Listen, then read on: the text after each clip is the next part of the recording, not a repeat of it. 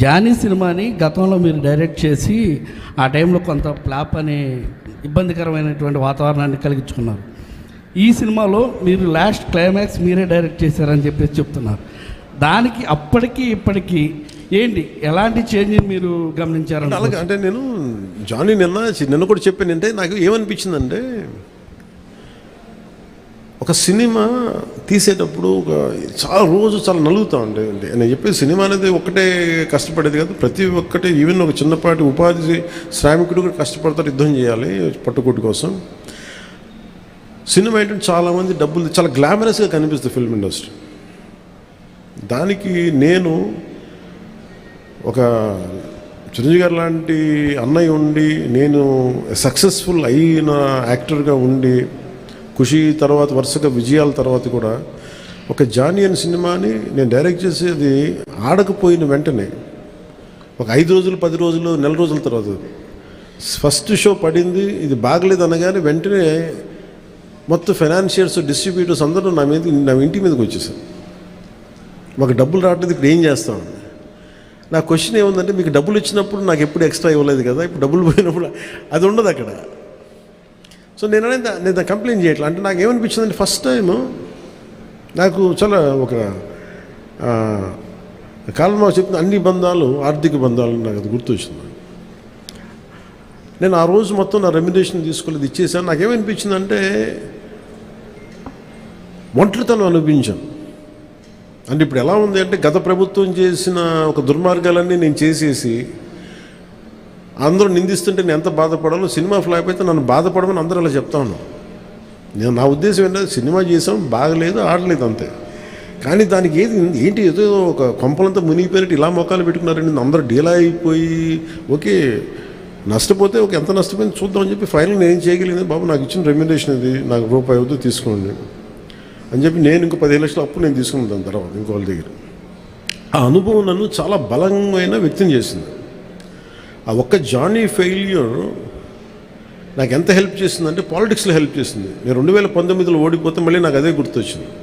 నేను ఎలా సర్వైవ్ అయ్యానప్పుడు, failure is a part and parcel of growth. అది నాకు బాగా బలం ఇచ్చి, నిన్న ఒక నిర్మాత ఆ రోజు అన్ని ఇబ్బందులు లేవు, కానీ రత్నం గారు లాంటి వ్యక్తి, ఒక చిన్నపాటి మేకప్ అసిస్టెంట్గా ప్రారంభించిన వ్యక్తి, అంచెలంచెలుగా శంకర్ లాంటి వాళ్ళతో సినిమా తీసి పాన్ ఇండియా సినిమాలు తీసిన వ్యక్తి ఈ రోజున సినిమా రిలీజులకి ఇబ్బంది పడతా ఉంటే నాకు అనిపించింది, చాలా బాధేస్తుంది. ఇది నాకు అందుకే నేను దగ్గరుండి ఈ సినిమాని ప్రేక్షకుల దగ్గర తీసుకెళ్ళాలనేది నిర్ణయించుకున్నాను. సో నాకు అందుకు అనిపించింది అన్నమాట. అందుకని నా జానీ అనేది ఎందుకు వచ్చిందంటే, ఇంత ఫీబుల్గా ఉంటారు. అంటే మనీ దగ్గరికి వచ్చేటప్పటికి అందరూ నువ్వు చస్తావో పెడతావో తెలియదు, కానీ మాకు ఇలా కట్టాలి ఒకసారి ఇర్లాజికల్గా ఉంటుంది. సో అలాంటి సమయంలో నాకు ఆయన అండగా నిలబడాలి. అందుకని that's reason why I quote. అందుకని క్లైమాక్స్ ప్రత్యేకించి నేను ఎందుకు చెప్పానంటే, అప్పుడు నేను కొన్నిసార్లు నేను బుల్డోస్ చేసుకుని వెళ్ళాల్సింది. కొన్నిసార్లు రైట్ నిర్ణయం మన మనసుకు తెలుస్తుంది యాజ్ అ ఫిల్మ్ మేకర్గా. కొన్నిసార్లు పక్కన వాళ్ళ మాటలు నేను అసలు ఎప్పుడు పక్కన వాళ్ళ మాటలు విన్నాను. కానీ ఈ ఫిల్మ్కి వచ్చేటప్పటికి ఈసారి ప్రత్యేకించి ఎట్టి పరిస్థితుల్లో నేను పాలిటిక్స్లో ఉన్నాను, సినిమాలు బాగా చేయడేమో అన్న సందేహం ఎక్కువ మందికి ఉంటుందని చెప్పి ప్రత్యేకించి శ్రద్ధ పెట్టి చేశాను. సో క్లైమాక్స్ కూడా ఎందుకు చేశానంటే, నేను చాలా సంవత్సరాలు అయిపోయింది యాక్షన్ కొరియోగ్రఫీ చేసి. రియల్ లైఫ్లో వీళ్ళతో గొడవలు పడుతున్నాను, సినిమాలను యాక్షన్ కొరియోగ్రఫీ చేశాను.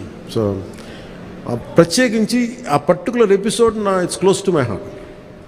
చిన్నప్పుడు ఎప్పుడు పుస్తకాల్లో చదువుకున్నాం, హిందూగా బతకాలంటే జిజియాపుని కట్టాలి. సో ఆ బాధ ఏదో ఉండిపోయినట్టుంది ఎక్కడో. సో అది ఆ వెంటౌట్ తీసుకున్న అవకాశం దొరికింది, ఐ యూజ్డ్ ఇట్ అంతే. సార్ మనం చూసుకున్నట్లయితే లేదు తీసుకుని సార్ అన్నీ బాగుంటే తీసుకుంటాను. మనం ఈ మధ్యకాలంలో చూసుకున్నట్లయితే నిర్మాతలకి కొంతమందికి మాత్రమే థియేటర్లు ఉండిపోయినాయి, వేరే వాళ్ళ సినిమాలకి ఇబ్బంది పడుతున్నారంటూ కూడా కొంత కాంట్రవర్సీ వచ్చినటువంటి పరిస్థితి సినిమా పరిశ్రమ విషయంలో. అదే రేట్ల విషయంలో కావచ్చు, థియేటర్స్ దాని విషయంలో.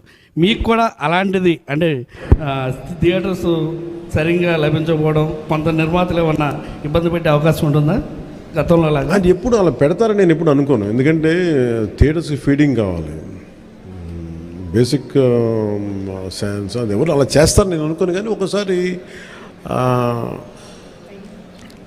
కొన్ని అనుకోని పరిస్థితులు వస్తూ ఉంటాయి, అది కొంచెం పెద్ద మనసు వదిలేయటం అంత.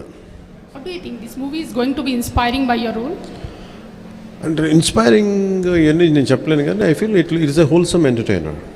Once you get in to screen, it will entertain you, it will hold on to you, and it will buy the time you come out of theatre you'll feel good about the film. That's what I felt. Maybe I hope the experience will be the same to everybody. వచ్చే డబ్బుల్ని బట్టి, నాకు దొరికే టైంని బట్టి, కుదిరితే భగవంతుడి ఆశీస్సులు అన్నీ కుదిరి. సార్